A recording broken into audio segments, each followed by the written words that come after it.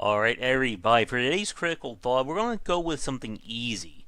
Hopefully, after everyone has survived the whole Black Friday, Cyber Monday, and all those crazy shenanigans. And we are going to talk about why game developers and journalists alike hate to use the word fun when it comes to talking about video games. This kind of, I guess, mini erupted over on my Twitter over the weekend, and it's a very fascinating topic that really goes into some of the nature of game design. But to start off with, if there's two questions that will drive game designers and journalists alike crazy, it's are video games fun and are video games art? And before anyone says it, no, don't bother asking those questions in the comments below. We've already discussed them here. But when it comes to fun, I remember reading articles from game journalists, and this was like 5-6 years ago, on the very topic about why they hate to use that word, and the same goes for journalists. And the reason is that fun basically offers no substantial value or critical insight on any video game. The simplest reason is that fun is very subjective.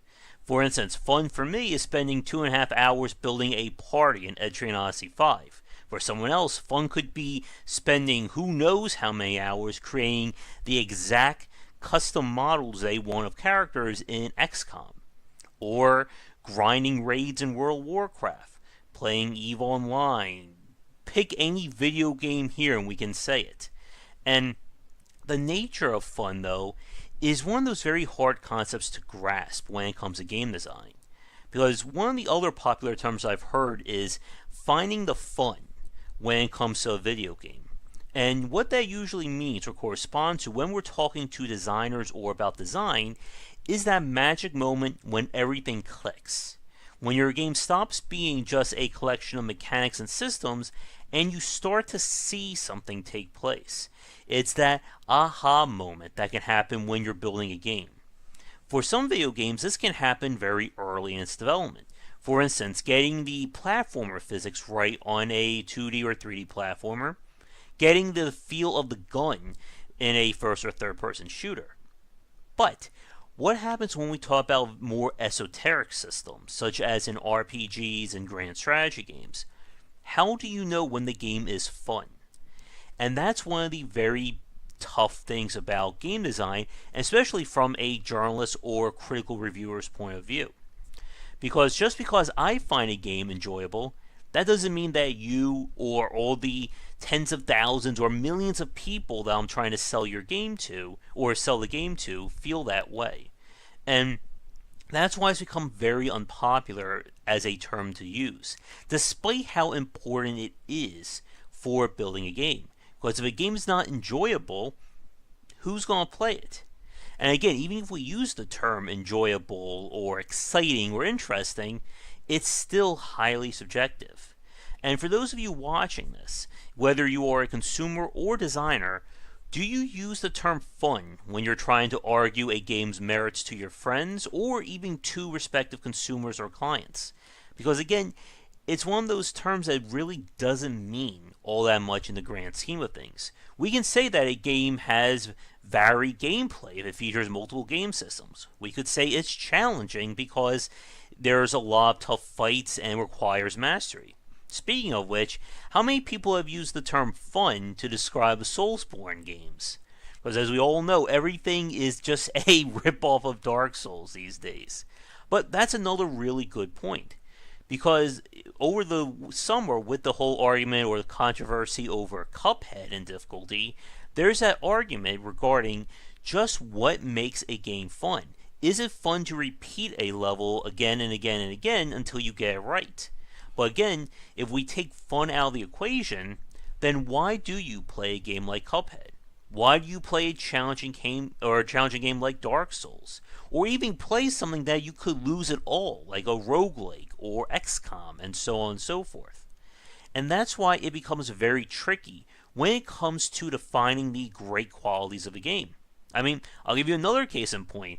Over the last weekend, or the whole Black Friday weekend, I have created, I think, at least 5 or 6 different characters in Grim Dawn, trying to mess around with different builds for the expansion pack.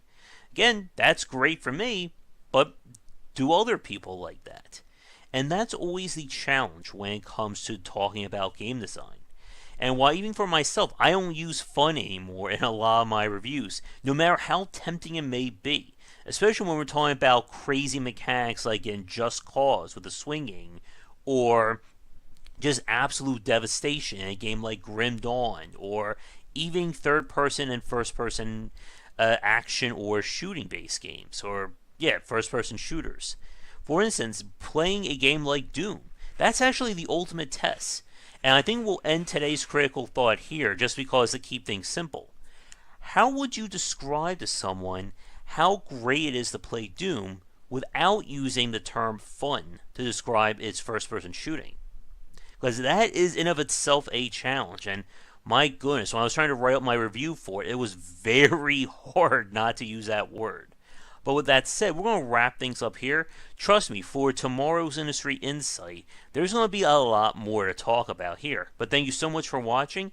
If you're new, be sure to like and subscribe to the channel. Check back for daily discussions on game design here and on Game Wisdom, where we examine the art and science of games. And if you'd like to suggest a topic for a future vlog, please let me know. Hopefully it will be a fun one. But with that said, thanks for tuning in, and I'll see you all next time. Thank you so much for watching this video. If you enjoyed it, be sure to like and subscribe to the channel. Check back around 10 Eastern for regular streaming. If you'd like to suggest games for me to cover or topics to talk about, let me know in the comments below. For a collection of my writings as well as weekly podcasts on design, check out game-wisdom.com. To support the Game Wisdom Patreon, you can find us on there on patreon.com/gwblaser. $1 will get you into our private Discord channel where we talk game topics and more. $5 will get you voting privileges for any major event, including the Saturday Night Grab Bag, Patreon-funded goals, and more. Thanks again for watching, and I hope you enjoy more videos here on the Game Wisdom YouTube channel.